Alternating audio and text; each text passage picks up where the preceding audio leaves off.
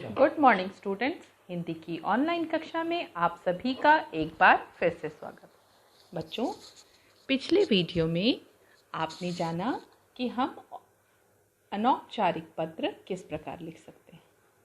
तो जिस प्रकार मैंने आपको बताया, अनौपचारिक पत्र में किस विषयों पर ध्यान देने की आवश्यकता होती है, हम जिन्हें पत्र लिख रहे हैं उनके बारे में, उनके संबंध के अनुकूल अनुरूप हमें उनका अभिवादन करना पड़ता है और अपने पत्र का समापन किस प्रकार करना पड़ता है, यानी कि अपने पत्र का आरंभ और समापन, साथ ही साथ उसमें हम जिन्हें पत्र लिख रहे हैं उनसे हमारा संबंध, उनका किस प्रकार अभिवादन करना है, ये सारी चीज़ें अति आवश्यक हैं जो हमें ध्यान रखने की आवश्यकता है जब हम अनौपचारिक पत्र लिखते हैं।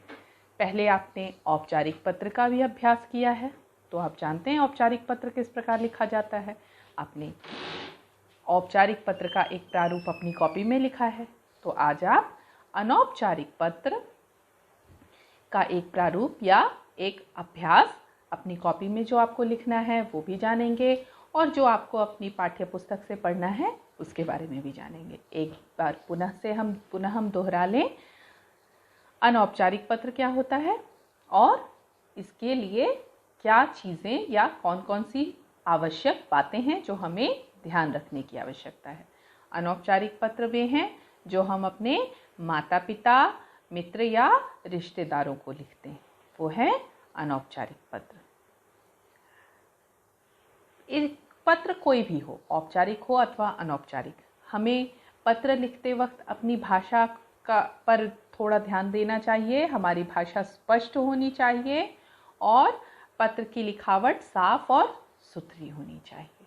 हमारी पत्र की लिखावट साफ सुथरी होनी चाहिए, हमारी भाषा सरल व स्पष्ट होनी चाहिए, ताकि जो पत्र हमारा पढ़ रहे हैं, जिन्हें भी हमारा पत्र हमने लिखा है, वो हमारे पत्र को ठीक तरह से पढ़ पाएं और समझ पाएं। विराम चिन्हों का सही ढंग से प्रयोग होना चाहिए। पत्र में विराम चिन्ह की आवश्यकता बहुत आवश्यक चीज़ है। पत्र में विराम चिन्ह, कॉमा कहाँ लगाना है, कहाँ पूर्ण विराम देना है और पैराग्राफ किस प्रकार चेंज करना है, यह भी आवश्यक है। और जिसको पत्र लिखा जा रहा है, हमने जिन्हें भी पत्र लिखा है, उनके लिए उचित संबोधन का होना आवश्यक है। और हम किस प्रकार संबोधित करते हैं वो मैंने पिछले वीडियो में आपको बताया था कि अपने से बड़ों को हम पूजनीय या पूज्य शब्द का प्रयोग करते हैं। अपने से बड़े भाई बहनों के लिए जब हम लिखते हैं तो हम आदरणीय शब्द का प्रयोग करते हैं। माता पिता, चाचा चाची, दादा दादी, नाना नानी, फूआ फूफा जी, मौसा मौसी, मामा मामी, इन लोगों को जब हम पत्र लिखते हैं तो हम वहाँ पर पूज्य या पूजनीय शब्द का प्रयोग करते हैं। और जब हम अपने मित्रों को, अपने बराबर वालों को पत्र लिखते हैं तो हम वहाँ पर प्रिय शब्द का प्रयोग करते हैं। आप ये देख रहे हैं नीचे इस वीडियो में, आप कुछ पत्र लिखने के, ये क्या है, टूल्स या पत्र लिखने के से संबंधित ये चीज़ें। पहले क्या, अभी भी हम ये सरकारी या हमारे भारत सरकार द्वारा निर्धारित आवश्यक चीज़ें हैं जो आपको जानना चाहिए अगर आप पत्र लिख रहे हैं तो। इनकी आवश्यकता हमें पड़ती है जब हम किसी अनौपचारिक पत्र को लिखते हैं। यह है पोस्ट कार्ड। इसमें आप पत्र लिखकर इसे ऐसे ही पोस्ट ऑफिस में डाल दें और यहाँ पता लिखने का स्थान है, यहाँ पर पता लिखें और यहाँ पे देखिए एक टिकट लगा है 50 पैसे का, और ये पत्र सही पते पर अपने आप पहुँच जाएगा। इसके लिए आपको अलग से किसी भी तरह के शुल्क की आवश्यकता नहीं पड़ती। ये दूसरा है, ये है, इसे कहते हैं अंतर्देशी या इनलैंड लेटर। इस लेटर के अंदर आप अपना पत्र लिखेंगे। इसे मोड़कर, ये जो निशान बना है, ये देख रहे हैं आप ध्यान से निशान को, जिस प्रकार इसमें निशान बना है इसे इसी प्रकार मोड़ेंगे और फिर मोड़ने के बाद इसे चिपका कर फिर यहाँ पे सामने आप देख पा रहे हैं पता लिखने का, पिन कोड लिखने का स्थान बना है।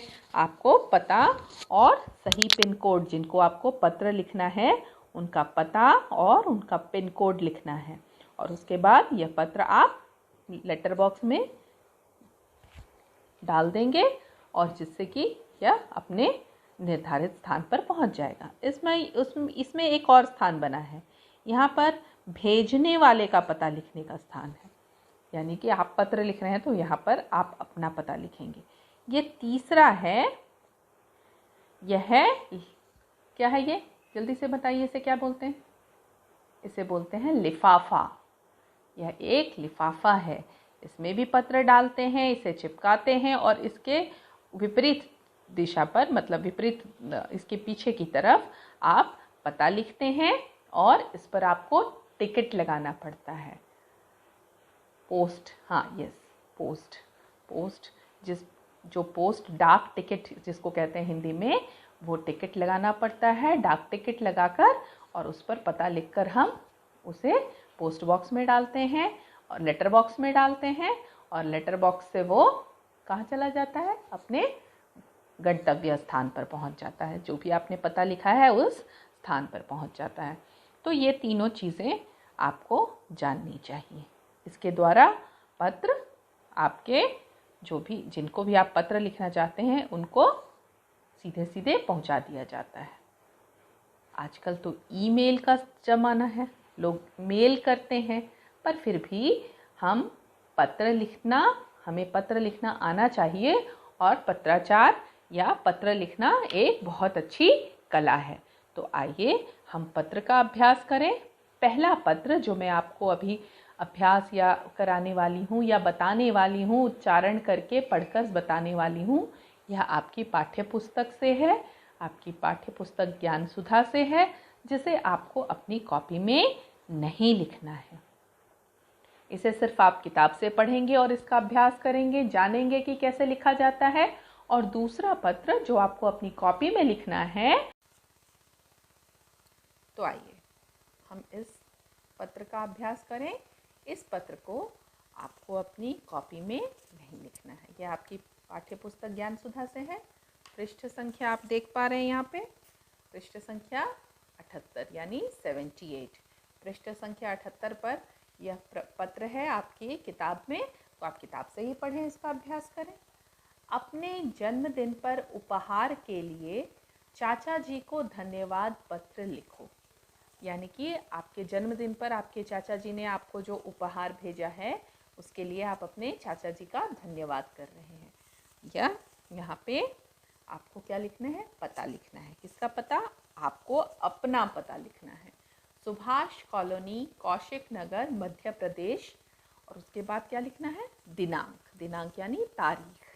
यहाँ पे तारीख लिखना है। आप बोकारो में रहते हैं, कौन से सेक्टर में या जनवृत्त में रहते हैं वो लिखेंगे। सेक्टर, जनवृत्त एक ही चीज़ होती है, तो वो लिखेंगे। आप अपना पता लिखेंगे, पूरा शहर का नाम लिखेंगे बोकारो, और दिनांक डालेंगे यानी तारीख लिखेंगे। आदरणीय चाचा जी, सादर प्रणाम, चरण स्पर्श, ये मैंने बताया था आपको लिखना है अपने से बड़ों के लिए।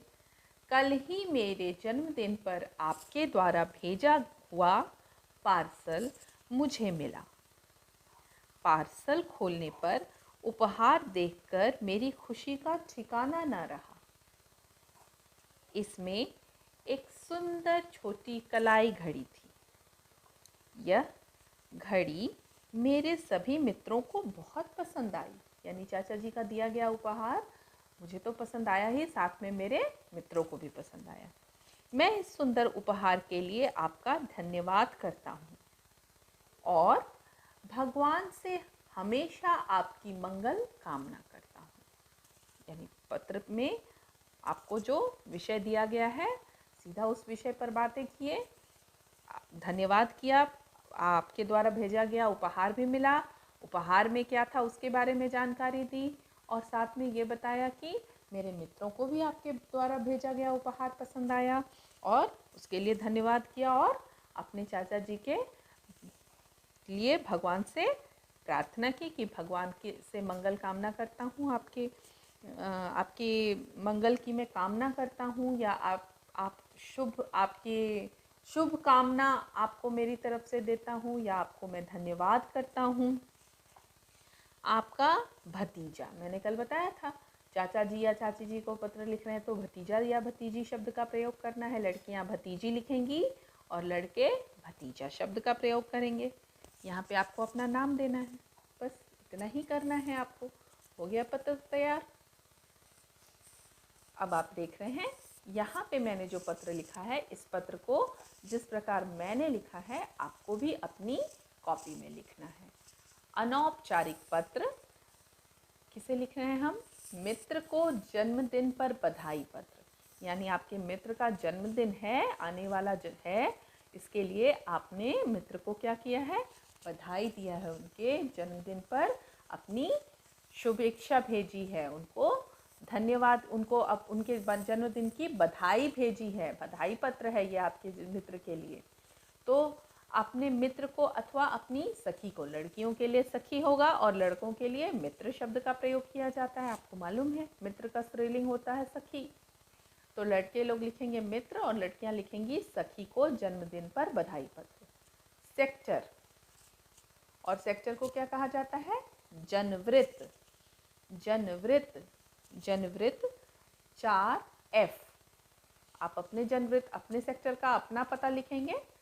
बोकारो, आप बोकारो में रहते हैं तो बोकारो लिखेंगे। दिनांक, उसके बाद तारीख आ गई 30 अगस्त। मैंने 30 अगस्त लिखा है, आप जिस तारीख पर ये पत्र लिख रहे हैं उसकी तारीख लिख दीजिए। प्रिय मित्र अथवा प्रिय सखी, आपने पत्र किसे लिखा? प्रिय मित्र अथवा प्रिय सखी को, तो उसके लिए संबोधन प्रिय शब्द का प्रयोग करना है अपने मित्र और सखी के लिए। तो यहाँ पे मैंने प्रिय मित्र और प्रिय सखी दोनों शब्दों का प्रयोग किया है।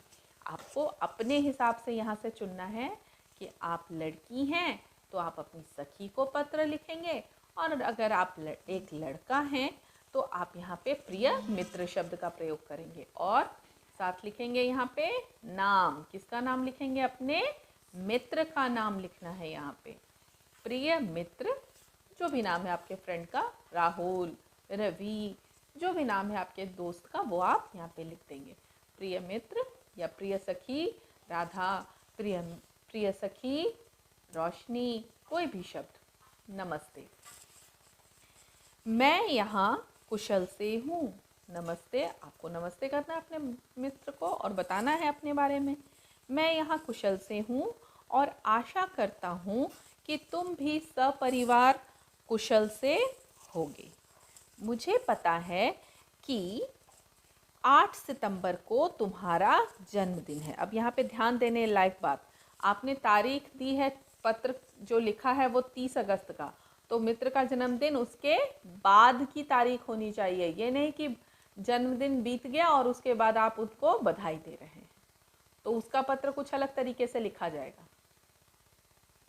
ये पत्र आप मित्र को आपके मित्र का जन्मदिन आने वाला है, तो आने वाले समय के लिए आप ये पत्र बधाई पत्र भेज रहे हैं, तो आप यहाँ पे जो तारीख लिखेंगे मित्र का जन्मदिन की तारीख उसके बाद की होनी चाहिए।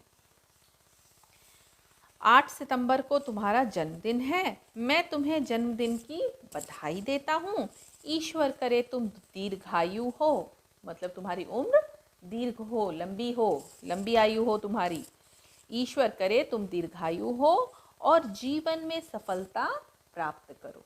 सफलता की भी कामना कर रहे हैं और साथ में उनके दीर्घायु होने की, स्वस्थ होने की भी कामना कर रहे हैं। बहुत अच्छी बात है। अब पत्र को अपने पत्र का समापन करना है और आपको यहाँ पे पैराग्राफ चेंज करना है। ये देखिए यहाँ पे मैंने पैराग्राफ चेंज किया, आपको भी पैराग्राफ इसी तरह बदल देना है। मेरी ओर से चाचा जी और चाची जी को प्रणाम कहना।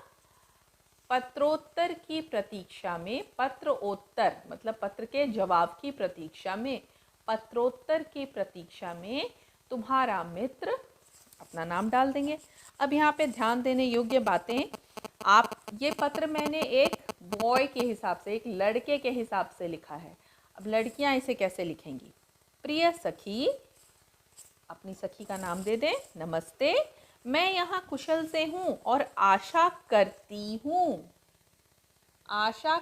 हूँ कि तुम भी सपरिवार कुशल से होगी। मुझे पता है कि 8 सितंबर को तुम्हारा जन्मदिन है। मैं तुम्हें जन्मदिन की बधाई देती हूँ। ईश्वर करे तुम दीर्घायु हो और जीवन में सफलता प्राप्त करो। मेरी ओर से चाचा जी और चाची जी को प्रणाम कहना। पत्रोत्तर की प्रतीक्षा में तुम्हारी सखी और अपना नाम डाल देंगे। यह पत्र आप यहाँ से वीडियो से भी देखकर लिख सकते हैं, अन्यथा कैंपस केयर और गूगल क्लासरूम से भी देखकर लिख सकते हैं। तो इस पत्र को अपनी कॉपी में शुद्ध लिख लीजिएगा और इसके पहले जिस पत्र का आपने अभ्यास किया है वह तो सिर्फ आपको अपनी किताब से देखकर पढ़ना है।